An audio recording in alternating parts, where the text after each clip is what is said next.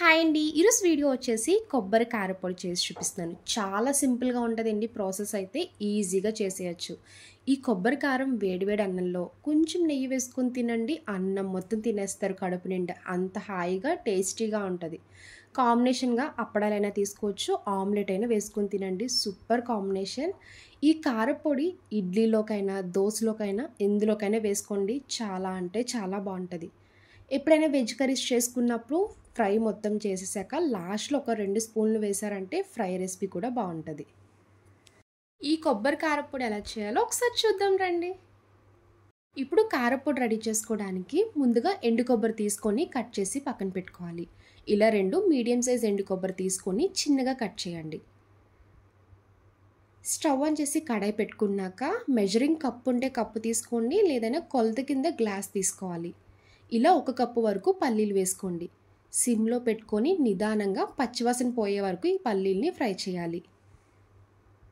చూడండి, వీడియోలో చూపిస్తున్నట్టు పల్లీలు అయితే చక్కగా ఫ్రై అయిపోయాయి కదా. మీకు ఇంకా డౌట్ ఉంటే ఒకసారి పల్లీల్ని నలిపి చెక్ చేసుకోండి. పైన పొట్టు వచ్చేసిందంటే కంప్లీట్గా ఫ్రై అయిపోయినట్టే.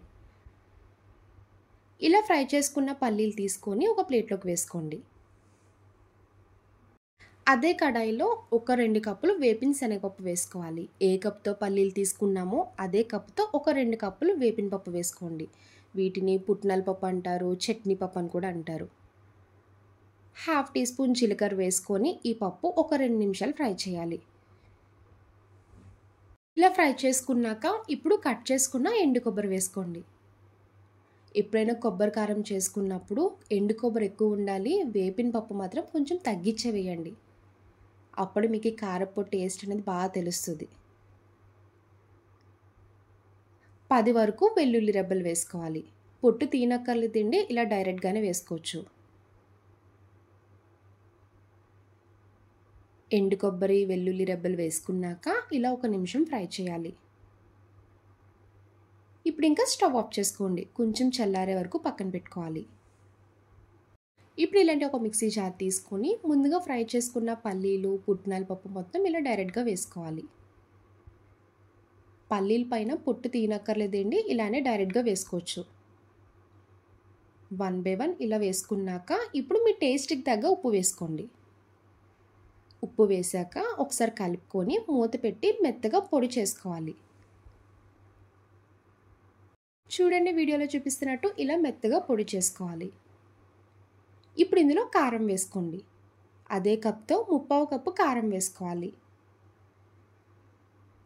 మీరు కారం ఎంత తింటారో చూసుకొని వేసుకోండి. కారం ప్లేస్లో ఎండుమిరపకాయలు వేసుకోవచ్చు అని డౌట్ రావచ్చు. మీకు ఇష్టం ఉంటే ఎండుమిరపకాయలు కూడా వేసుకోండి, అలాగా కూడా టేస్ట్ బాగుంటుంది.